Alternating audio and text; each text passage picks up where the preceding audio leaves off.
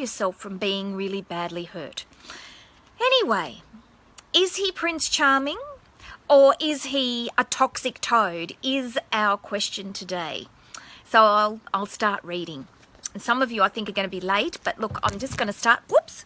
I'm just going to start and you can join in as we go. And of course, don't forget that you can always watch the Facebook Live from the beginning again in our group. Okay. I met a guy back in June this year. He told me 100 times a day how much he loved me and that he never loved his ex-wife or previous partner the way he loved me. He treated my daughter like one of his own. He always sang and whistled all day. My daughter used to joke and say no one can be that happy all the time. She's onto something here. He has a son who was taken away from him and his parents looked after him. I never questioned why. His ex-wife has 5 kids, but he is the father to only one of them. And as I'm reading this, this is where you can see all of the indicators that this person's looking back on and realising now that they didn't realise at the time. His ex-wife has 5 kids, but he is the father to only one of them. His son is now 29, married, 2 little girls. He has now been seeing his son for the last 2 years and says he has a lot of catching up to do. His daughter-in-law holds a grudge on him on what he did to his son, which I still to this day do not know what it is. She won't even let his granddaughters call him Pop. They have to call him by his name. He told me he was on anxiety medication and the bedroom scene wasn't his big agenda. That I fully understood. But we made love for around 4 weeks without an issue. But then all of a sudden he couldn't manage an erection at all. He kept telling me he wasn't feeling well, that he couldn't breathe. His chest was sore. I have an eating disorder that I've suffered with for 9 years now. I kept blaming myself that I was fat and not good enough, but he kept saying, "Baby, it's not you, it's me." Every time I tried to get romantic with him, he got nasty and said I was only thinking of myself and I can't believe you want me to make love to you when I'm not well and can't breathe. He does have chronic asthma since birth and a few other issues I never got into with him much as he was a man who hated being questioned. Then he started getting moody. I questioned him on his meds he was on and he got really shitty. Then things went bad to worse. He told me his doctor changed his meds, so then by September we stopped seeing each other as he told me he had no feelings or emotions. I told him I would wait for him to get his head together again. He said he would never ask me to put my life on hold. I said, "You're not asking. I'm doing it because we love each other and I'm willing to wait." He said when he gets better, he would come back to me. Well, in saying that, I have gone over to see him without telling him, as every time I asked we could catch up, I got, "Sorry, I'm not well. I'm tired. I have a massive headache. Any excuse in the book." Each time I turned up, he hadn't showered or shaved. The house was in darkness. He was drinking. We would always end up in an argument as he didn't like being questioned. By the time I left, he would give me a hug and a kiss and say, "See you soon." That never happened. I would text and say, "Call me." I would get all the same excuse. He then turned up with a Harley at work one day. It was his ex-girlfriend's bike. He always told me she was a nasty piece of work with mental issues and a drinking problem. He told me she had kept all his stuff when he left as she was nasty. I messaged her on Facebook and asked her a few questions. She said she never gave it back until recently as he owed her heaps of money and wasn't getting it back until he paid her back. I said, "Funny that. I have his stuff here as he owes me money too." Then she started with stupid stuff like that it didn't matter anymore that she gave him her bike to ride as they were sleeping together again. She then went on how good the sex was using Viagra. She then went on how good the sex was without using Viagra, that he was using it with me all the time without me knowing. I was so hurt this day I almost took my life. I chucked my job in as I pretty much ended up having a breakdown. I ran into him a few days later and he told me he never slept with her, that he gave her permission to say all that because I was checking up on him. Why was he there with her if he hated her so much?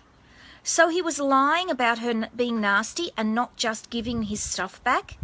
He's very impulsive. He buys stuff he doesn't need, wastes money, has debts over his head, borrowed money from me that has taken me to refuse to let him take his motorbike home from my place until he paid me every cent he owed me.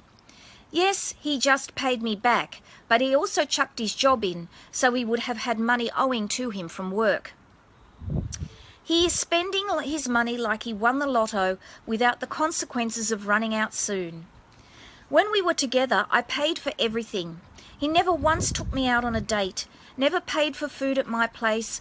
I used my car and petrol for all outings. He paid for nothing.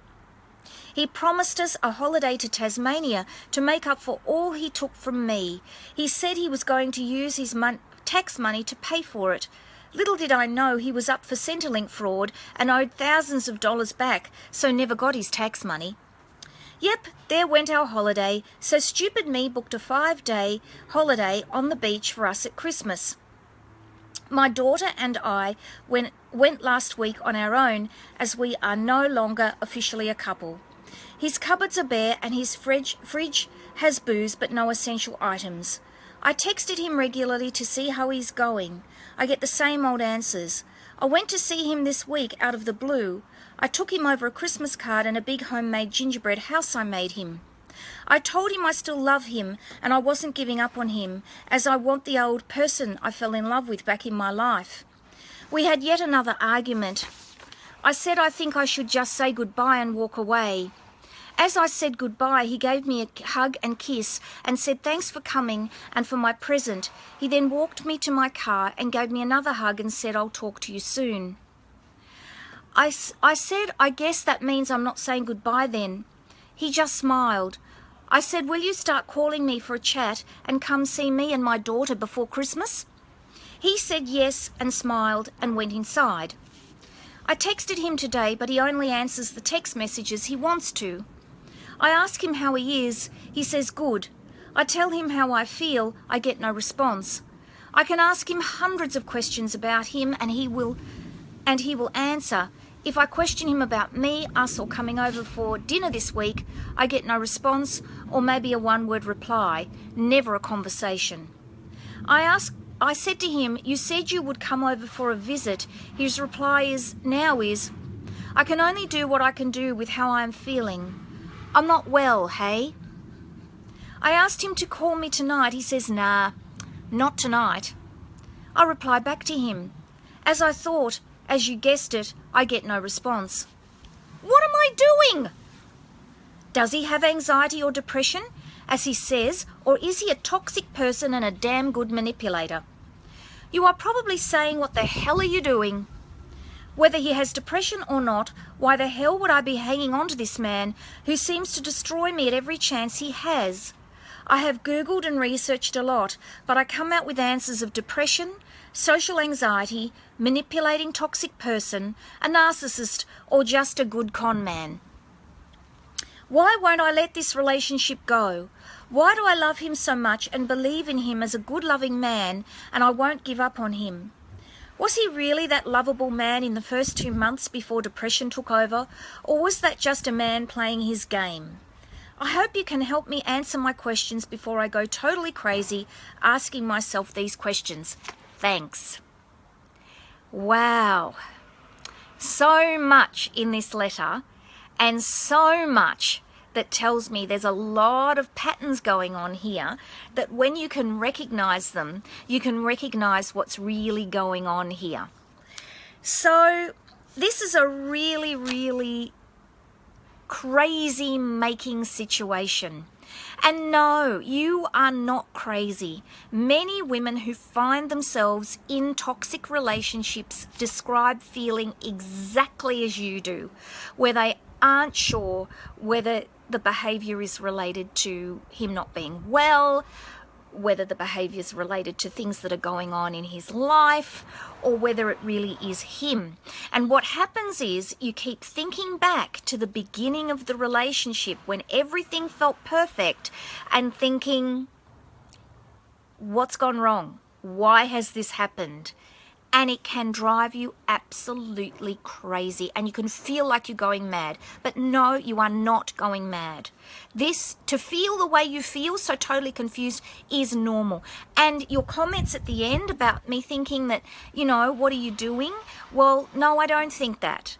Other people might, because looking in on someone else's relationship is really easy, but when you're in it yourself, it's so hard to see the wood from the trees.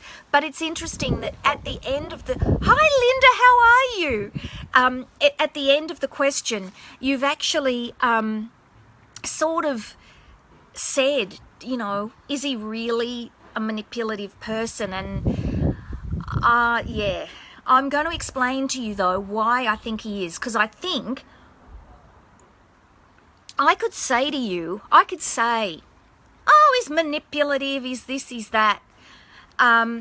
But that's not helpful to you. I want to explain to you why I've come to that conclusion so that you can understand what's actually happening. And I'm so glad you've written so much to me.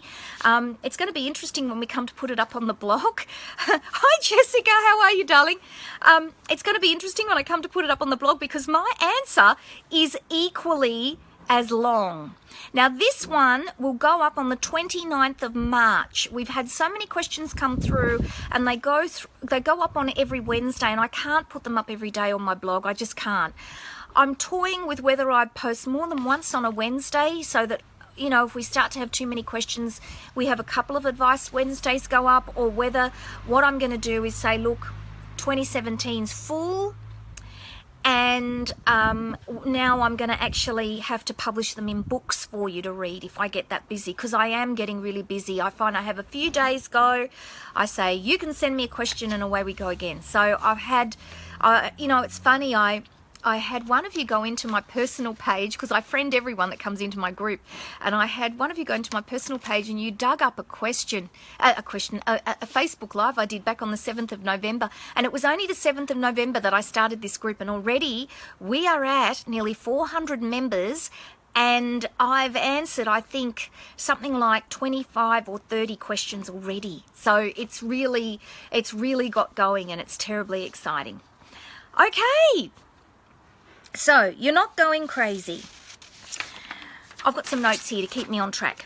So, what I think's happening here for you is you're getting caught up in this sense of the fact that he's got mental illness. And he does have mental illness, clearly. I mean, there's something going on here where he's having very, very bad lows, where he's feeling the need to self-medicate with alcohol. And then it feels to me, and look, I'm not there, but from what you've written, that there's something going on with a mood disorder, because people don't just spend money willy-nilly. That's not normal. People don't spend money without any sense of consequence. So there's something going on there. It's either a bipolar mood disorder where he's becoming euphoric, and one of the signs of being euphoric is that the person will spend money and buy things they already have and all that sort of thing, and not think about running out of money. Or it could be that he just has some sort of personality disorder where he just doesn't care what happens. He just does stuff. So there's all of that. But what you need to remember is there is the mental illness, and then there is the abusive behaviour. And the two are mutually exclusive. They do not go together. This is where I get quite upset when I hear them say that somebody stabbed someone but they were psychotic. Now look, people can have a psychotic episode, but they don't necessarily kill people. They might even have visions that they should be killing people, but they don't do it. So I get a little bit cross when they sort of say that, because it leads people to kind of excuse behaviour because of somebody's mental illness. And the reality is people can have depression or anxiety or OCD or anything else, and they can be incredibly difficult to live with and get along with. But it doesn't make them toxic. They can be a real pain, but it doesn't necessarily make them toxic. And what's happening here is this guy's toxic, and your daughter actually picked up the first clue, because she said, no one can be that happy all the time. And what that tells you is she was picking up that he was too good to be true. And that's what happens when you're love bombed. And that's what's happened to you. And I've got a little ebook at the moment available on Amazon. I'm going to have that available on my website, so you can download it as a PDF if you want, because I think some of you don't do the Amazon thing, but that's okay. But it's available on Amazon at the moment for 99 cents. It's really cheap for you to buy. And basically, it goes over all the symptoms of love bombing. And I would strongly recommend that you get this ebook, because a lot of the indicators that are in that book, I think, have happened to you. And it would be really good for you to read this book, because it'll give you some clarity. It's only short, very quick, and it gives you also the first chapter to my book, Stop Kissing Toads. So it'll be a good thing for you to get. So what's happening is he is toxic. He knows he's toxic. He knows he can't maintain a relationship, but he knows that if he walked into the relationship and 5 minutes in said, give me some money, or didn't pay his way, or whatever, or treated you with, huh, or maybe, or only answered things when he felt like answering you, you'd say, this is a toad. Because you wouldn't be emotionally invested. So what he's doing is being Mr. Perfect, treating your daughter like the father she never had, telling you he loves you, which for you, it's normal to want to be in a relationship. We all crave it desperately, desperately, desperately. But it's about how you manage those feelings. That's so important, because if you're not managing yourself, you are setting yourself up to be exploited by a toxic toad. So that's the first thing, is he knows he's got stuff and he's not taking responsibility for it at all. So he's using alcohol to self-medicate himself, and he is avoiding by hiding in alcohol. In fact, he's avoiding his feelings by spending money. He avoids his feelings by deciding when he will and won't speak to you, and he manipulates you. So he even manipulates you to keep coming back all the time to find out if he's okay, so that he can feed his own ego. She loves me. She keeps coming back. Do you see what's happening there?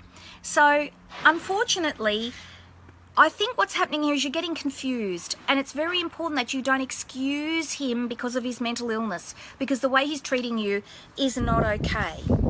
Now, why do I think he's manipulative? And I want to explain this. And the beauty of Facebook Live is you can go back and you can watch this many times. And if you can hang out to the 29th of March when this goes up on my blog, you'll be able to read your answer as well, which I think will be really helpful to you. Also, if you scroll back in the group, you'll be able to see all my Facebook Lives, and many of them. I think there's one that Tuesday nights we all get together and I do a full lecture on relationships. And the one coming up is on how to spot a toxic man, or toad spotting. This coming Tuesday night, the 20th, I think. And it's the last one of the year. I think it'd be very good for the person that's written this letter to come. And I talk about the cycle a lot, and it's something that once you can get your head around it, you will look back on this relationship and maybe relationships you've had before, and you'll say, not only do I understand it, which gives you great relief from this craziness you're feeling, but it helps you that if you go into a relationship and the first feeling is he's too good to be true, you'll say, hang on a minute. And I'm not saying don't enjoy yourself. That first stage of the relationship's wonderful. But don't commit yourself so that you get so emotionally hurt and give of so much of yourself that you feel used. Because that's a horrible, horrible, devastatingly upsetting feeling to have. And as you said, you know, you've had an eating disorder, that says to me that tells me straight away that you're managing your own trauma. Something's happened to you for that to happen. And so you need to look after yourself. He's been really unfair to you. And as you said, you know, this girlfriend manipulating you was enough to really cause you to drop your bundle. And that's, you know, that really upsets me to hear that, because when someone's had trauma in their life, it's really, you know, life's hard. You're carrying a lot of baggage, and you need to surround yourself with people who get that. They might not always be able to be there for you, but that they understand that, you know, life hasn't been so kind to you, and in order for you to try and have some kind of control, you've got an eating disorder. Hello, Michelle, how are you? So lovely to see you. Yeah, so, you know, so anyway, I'm going to talk about the cycle, because this will really give you some understanding about what happened. So the first stage you went into, the cycle's like a circle, and you go around, you travel around and around this cycle with your partner. So what happens is you've started in the honeymoon stage. So he's behaved as if he's so gorgeous, that's all wonderful, but you see it's an act. And he can't keep the act going.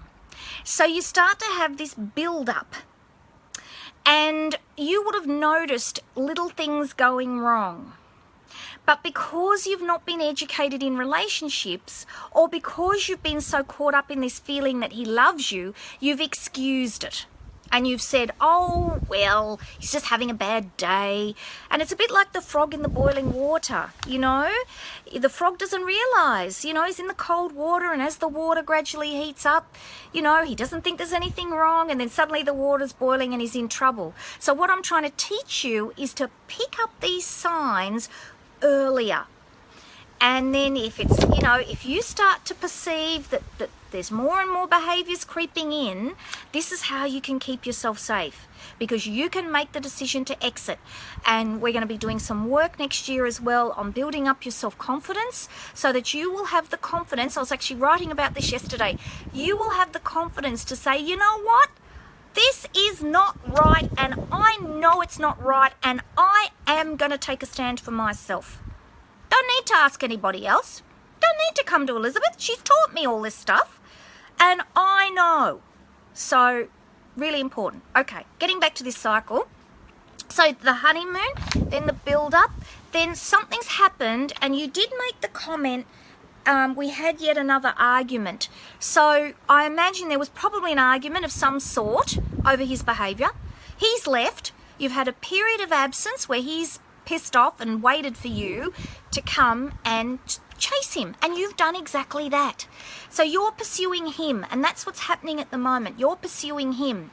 Now you are in danger that if he takes up your pursuit and apologises and says, oh, I'm sorry, I'll never do it again, we need to go back to how we were, babe, it'll all be fine, that you will accept that apology and you'll move into honeymoon, and everything will seem as it was at the beginning of the relationship, and you'll think it's all resolved, and he just had depression, bit of anxiety, and it's all fine. But unfortunately, nothing will be resolved in your relationship. And I have a blog post, Don't Mistake Intimacy for Intensity, that I would recommend you read on my blog. I will put the link to it. Try and remember to put the link to it in the comments, so you can go and read that. And there's another one called Is It Love or Limerence that I think would be a good one for you to read as well. So basically, you can get caught up in this cycle where you keep looking back to the honeymoon period and wondering why you can't get back to that. Now, what I'm seeing in this pursuit, with the cycle too, some couples I've seen go around this cycle of the arguing, pause, pursuit, make-up, honeymoon, build-up. They'll do it several times a day, so you can imagine how exhausting that is. Some people it takes them about a week to go around, some people a month. I saw a client once that it took 7 years for her to go around the cycle, and she could identify the different stages that they were in, and basically, when the event happened, and she ended up in hospital, and it was not good, and her children were involved, and that was a most unusual case, that it took 7 years for it to happen, because he had repressed and was building up for so long. But you know, it can happen. So what I'm seeing here is you're in pursuit. Now, you need to ask yourself what that's about. So what can happen is when we end up in an abusive relationship, there's two components. There's his behavior, and his stuff is his stuff, and your stuff is your stuff. And you cannot make him do anything to you by how you behave, and he cannot make you do anything to him. But his behavior, if it's toxic, will draw you in. And even intelligent, well-adjusted, fabulous, you know, confident, whatever girls can get drawn in with a toxic toad. And that's why it's important that you understand his behavior. But it's also important that you understand your own stuff, because we've all got it. And there's something going on here. And what I would ask you is, often what happens is we have someone in our life from our childhood or a past relationship who we have an unresolved grief with. So somehow they've been difficult to cope with. Or I would say to you, I wonder if this person hasn't been easy to love, and you've had to try really, really hard to get this person to love you. And what happens is we repeat that cycle. So we end up choosing, you know, if you've had a mother or a father that's been hard to love, you can end up choosing men that are unavailable, that make us chase them, because you're used to being with someone who's hard to love. So that pattern, although it's a toxic pattern, we keep repeating it because it feels normal, if that makes sense. So there's something here about you doing some self-discovery, and I think that's really important. I hope that you will continue to come into our group, because my brain's not working. Hang on, I have another sip of coffee. I hope you will come into our group, because we're going to be doing lots and lots of work on self-discovery and self-confidence, and I'm looking at ways that we can work together. And you know, I'm looking at whether we can do a course where you'll have some individual time with me, but also some time in a group on Zoom, and some education materials and all sorts of things for you to be able to really work on yourself over 2017. So that's what I'm working on at the moment.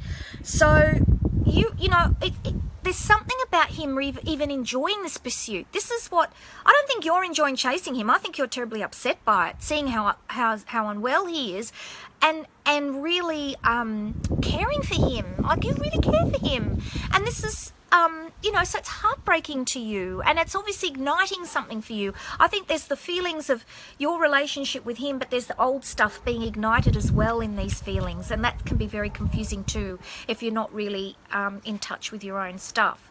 So, but there's something about him enjoying it. I mean, he turns up to your work on a Harley. I mean, what's that? And then you message him and say, will we see you for Christmas? And he doesn't respond. So he chooses when he will and will not engage. You say to him, will I hear from you tonight? Nah, not tonight. Ooh, who does he think he is, deciding when he will and will not speak to you? And that, absolutely, 100%, mental illness or no mental illness, is abusive. 100%. He's not saying to you, I'm not well, I need this amount of time to get my head together, and then let's sit and talk, and I'll talk to you on Tuesday at 5 o'clock, and let's talk. He's choosing when he will and won't speak to you, and he's choosing when he will and won't be available to you, and he's choosing when he'll get on his girlfriend's Harley and come over and antagonise you to drag you back into the relationship. And then can say, oh, I told my girlfriend to say all that. Look, I actually have rage on your behalf here. Like, this is why I'm like, I have rage on your behalf. And you know, some of you might be listening to this thinking, gosh, what was she thinking being involved with him? But you know what? Emotions are just such powerful, powerful things, and I can understand. If he was there whistling away and being lovely to your daughter and lovely to you, he ticked all those boxes. And he's waited until he had you hook, line and sinker before he stopped making an effort. And unfortunately for you, it's been a really hurtful experience, and it may be one that you've had before. So my hope is you will continue to work with me, because what we're going to do is work on making sure that you've got that instinct switch on, so this doesn't keep happening to you, because it's so hurtful and exhausting, absolutely exhausting. And you've told me in your letter that you're not well. So we really need to make sure that, you have some good self-protective strategies in place. And of course, our group is a wonderfully supportive place that you can come to express how you feel. Your partner's an alcoholic. Now, I touched on this before. And the thing with being an alcoholic is it's an addiction. And, addictions are very hard to overcome. I don't take away from that. But just because a person's an alcoholic doesn't make them abusive. It can make them jolly hard to live with, but it doesn't make them abusive. And the problem with the alcohol is it takes him away from the relationship, because you're competing with another relationship. The alcohol is like the other woman, because he has a relationship with it and a loyalty to it. And so when you speak to him, you can't know whether you're having a real conversation with him or you're having a conversation with someone that's affected by alcohol who won't remember what you said the next day. So I've found in couples therapy, if there's alcohol involved, if one party doesn't think there's a problem and continues to drink, or, does the passive-aggressive say yes, act no, yes, I will do something about my alcohol, I must do something about my alcohol problem, and then do nothing about it, then the relationships, listen to those dogs, the relationship, and it's not mine, she's sitting in the yard, she's such a good girl, shush. That basically, if he's not addressing his alcohol problem, couples therapy is precluded, because basically, no matter what you do, the argument will always come back to his alcohol problem, always.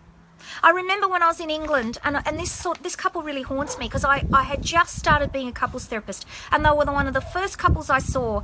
And unfortunately, I really don't agree even with the supervision I had at the time, because even new couples therapists have supervision if they work for an agency to keep them on track and help them learn with their learning. And this couple they just kept going around and around and around in circles, and I saw them for 20 sessions, and my supervisor kept saying, you're doing well, talk about this, do that, blah, blah. But ultimately, what I needed to say was, you know what, there's an alcohol problem here. You don't think there's an alcohol problem, and you think there is one. So basically, we are at deadlock, and until we can clear that deadlock, we can't do any more work, because that's what's real.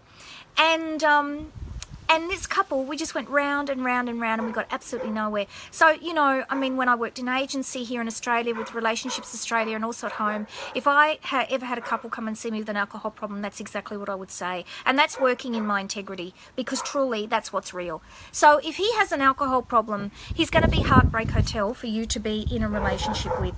And certainly, it's very important that you don't say, oh, well, that again, you mix the depression and the anxiety with the alcohol. So he's using alcohol to address his depression and anxiety, but if you think about his life, he doesn't demonstrate a lot of responsibility. You mentioned that his parents brought up his son. He's got a daughter-in-law that won't even let her own children call him grandpa. They have to call him by his name. He doesn't pay back money. You don't borrow money from people and then not pay back. And you certainly don't let someone pay for everything and then not take your fair share in the relationship. And I can see how you would have got drawn into this, because if you're thinking he's sick, you're going to keep kind of giving. And giving involves not just physical and emotional giving, it's logistical giving, and that's money and time and effort and all those things. And I can see exactly how you've got drawn into it. But this is a guy, he doesn't have any responsibility. So you have to be really careful that you don't excuse his alcoholism because of the mental illness. Really important. So this is a guy, he's got no responsibility. So if I talk about Mr. Irresponsible, who I talk about in Stop Kissing Toads, and if you scroll back, I think I talk about, I've got a Facebook Live where I talk about the different types of irresponsible toads.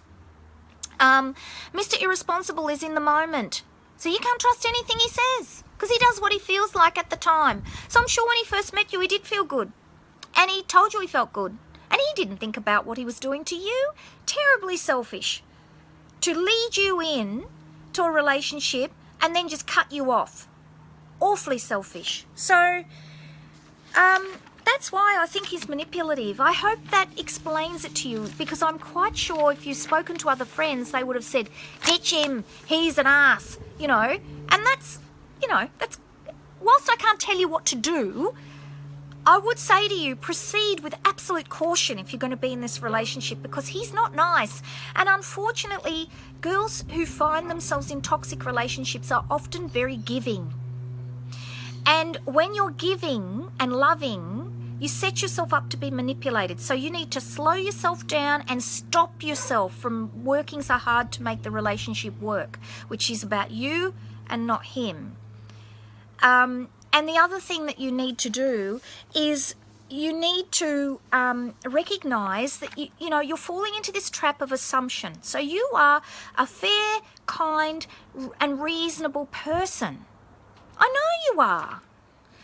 And you're assuming that the man you've fallen in love with is fair, kind, and reasonable. And unfortunately, toxic toads don't have a sign on their head, I wish they did, that said, I am a toxic toad, keep away from me. They don't. So you have to turn on your instinct and slow yourself down and watch, because not everybody is going to handle your heart with the same care that you handle theirs with. So this is your learnings from this. So no, you're not crazy. Everything you've written to me is perfectly normal. How you are feeling is perfectly normal for what you've gone through. And given, as you've said to me, that you know, you've got an eating disorder you've been struggling with, it means that you're carrying just that little bit of extra trauma that you really need to be working on yourself all the time. I don't know what that trauma is, but generally when people have an eating disorder, it doesn't come out of nowhere. You know, it comes from feeling a bit out of control, or feeling our emotions are out of control, that kind of thing. So you need to really be building a support network around you. And that's what I'm trying to build here in our group. But also you can look on Meetup. There are support groups out there on Meetup that can be very helpful. And of course, the other thing you need to be doing is educating yourself. And I do hope you're watching our Facebook Live this morning. Of course, I don't know whether you're there or not, because all the questions that people ask me are absolutely confidential. So they come through my website and they arrive in my inbox, my special designated support at elizabethroebuck-jones.com inbox, but it says it comes from me. It doesn't say, it's like I'm emailing myself. It doesn't say where it's come from. So I don't know who wrote me this, but I do hope you're watching. And if you're not, that you're able to log in later. Oh, Sharon, I'm here watching. Oh, you're gorgeous. It's meant to be confidential, darling. You're not meant to be telling me. We're meant to be keeping it all nice and, you know, confidential. Anyway, I'm glad you've watched. I hope that what I've told you has resonated with you. And I do hope it's helpful for you to clear your mind, because we're moving into a new year and we need a fresh start, and you need to be able to have, you know, all of yourself available so that when that lovely guy comes, and he will come, they are out there. I know they're out there because I've met them. You know, I've met many girls in my work who've met toxic toads, but I've also counselled couples that have had troubles where the guy is really lovely. He might have made some mistakes, and Prince Charming isn't perfect, let me tell you. He may have made some mistakes, but he's not toxic, and they are out there. They might feel hard to find, but they are out there. You know, girls can feel like there aren't any nice men out there, but often it's because we're missing the signs. You're not picking up on the nice ones. And as you do more work with me, you'll learn more about why that is. So, I have come to the end of my question. If any of you would like me to give you